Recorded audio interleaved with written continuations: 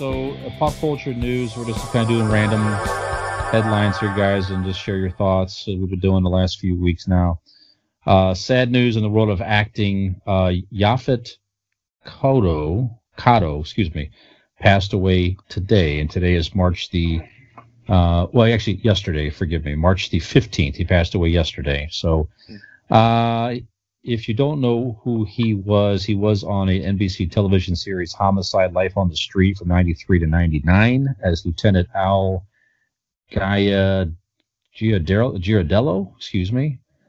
He was in Alien, 1979. He was in The Running Man with Schwarzenegger in 87. The Midnight Run with Robert De Niro in 1988. Oh, okay. Yep. I recognize the guy. Okay. And one of his famous characters, the main villain, Dr. Kananga / Mr. Big. It was kind of a two-role thing in the James Bond movie Live and Let Die, 1973, which also happened to be the first movie of my personal favorite James Bond, Roger Moore. And he was a very good villain in that. Have you guys seen that movie, Live and Let Die? Mm-mm. Never seen a single James Bond movie. What? Never. My ears are defying me right now. Yeah. Oh, Lord. Yeah. Have mercy. How did we miss that? I must have said that. Because we did a whole segment of you and how you like James Bond. Certainly that must have come up. I don't remember that. Yeah, I don't recall you saying that you've never seen any of them. Yeah. Holy cow. Not a single one. Not even like where I haven't seen Rocky, but I've like seen bits and pieces of the first Rocky, so I kind of have, but like not really. Okay. Well, first of all, the Rocky movies I discovered over the weekend, they're all on HBO Max. Did you know that? Yes, they are. Oh, okay. Yeah. So I watched Rocky 3 on the way. I haven't seen it in a long time. I love that one with Mr. T. Of course. Back to James Bond. Back to James Bond. Why not? Why not watch any James Bond I don't know that they've ever been. I don't know that like nobody in my family was like a fan or anything. So like it wasn't really like. I mean, there's so many of them. You should have watched one on accident. Like Pierce. I remember, like, as a child, Pierce Brosnan was James Bond, and that's like right, in the 90s, late 90s. Mm-hmm. You know, but I don't see that actually. There you go. That tells the generation, and it tells you the age of people. Who's your James Bond? Right? Who was James? Not like who's your favorite James Bond. Who was James Bond when you were a kid? Similar could be done with Batman, yeah, where you're like you could tell like which. Like when I was a kid, it was Timothy Dalton. Yep, for a couple movies. Yep. Late 80s. Yeah, I guess, that's interesting. It's me like as a kid. Sean Connery, like, I had no, like, I knew of Sean Connery, but somebody one time was, like, said something about him being, like, it's like a girl I dated, her dad was a big James Bond fan, and he's like, he'll always be James Bond to me, and I was like, why? And he's like, because he's, like, that is the James Bond. I'm like, I had no idea. Get out of my house. James Bond. Like, I don't know, just... Pierce Brosnan was the first one I knew was James Bond, and then they switched to Daniel Craig, and that's like my extent of my knowledge.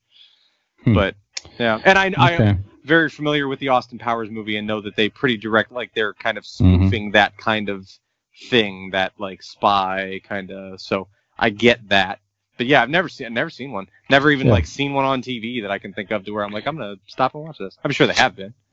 Blowing my mind. Well, I guess for me as a kid, you too, Dean, probably, but.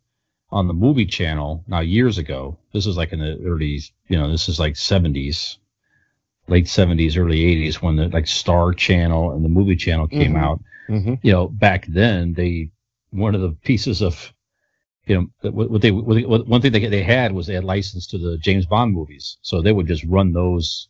That's what I'm saying. Is they should have watched it by accident. Yeah, so I watched. That's where I started. My parents were a fan too, so that helped. Yeah, so I was gonna say I assume that like on Spike, that seems like or whatever was Spike and is now Paramount or whatever. Yes, that seems like a thing that they would show a lot. When it was Spike, they had a lot of them.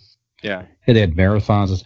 I think some's on Netflix right now. I believe at least some of them. And there's a Pluto TV. Okay. Which is a download. It's this free streaming app. They have classic movies and stuff like that. Yeah.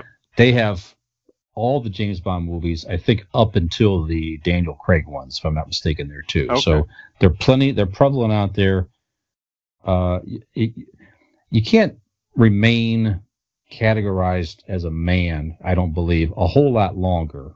Never have until you been, watch buddy. it until you watch at least one James Bond movie, I think. So now, if you, in your opinion, which would be the one to watch, not necessarily your favorite, but if I'm coming into this at now, watch first one. At 33 years old, which is the Dr. one? No. Go back, watch first with Dr. It's No. still going to be like in today's world. I'm still going to like that has as good of a chance of being like interesting to me as like a Daniel Craig or a Pierce Brosnan one. Go back and watch Dr. No. The first scene of James Bond, period, is Sean Connery. This is probably why your former girlfriend's dad, who probably lucky you pissed him off because you would not be married to the lovely Robin. Right. They show him and he's got the cigarette and the first he improv, I think, James Bond, and it just is like, wow, that's a man right there. Yeah. Now you said that about Han Solo. What is it? Here's another one. Who wins? It was a striking. Sean Connery was super cool in this movie. He actually tried in this particular James Bond movie. He didn't try in all of them. He definitely tried in this one. Storylines in all of them get a little weird, Okay. And so there you have it. So, anyways, back to some of them get campy. Some of them get campy.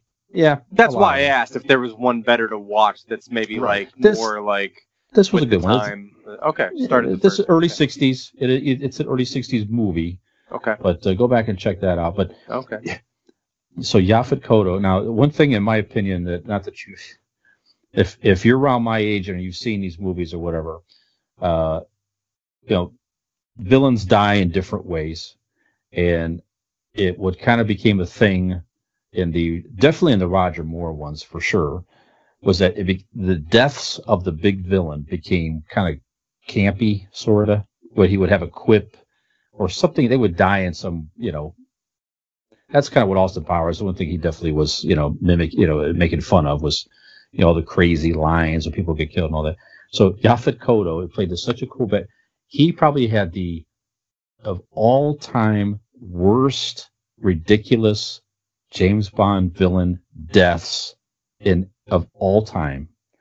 He had sharks, in this with frickin' laser beams attached to their heads. That's funny. Okay. And he had they had these cartridges, so if a shark got out of control or something like that, I guess you would shoot it and they would inflate and burst the shark in case you had to kill, something like that. It was like a gas thing. So James Bond, Roger Moore, gets one of these cartridges into Yaphet Kotto's mouth. He literally, like a cartoon, inflates like a balloon. I'm not even kidding. And flies up in the air and bursts and explodes.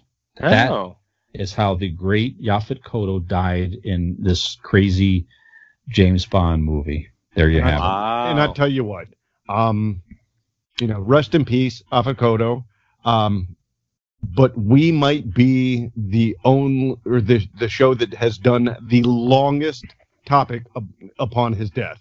Yes, that could be true. And a lot of it was just about James Bond in general. Right. But he was very good. He was a good actor. I saw him in a few things. He was a good actor, so rest in peace.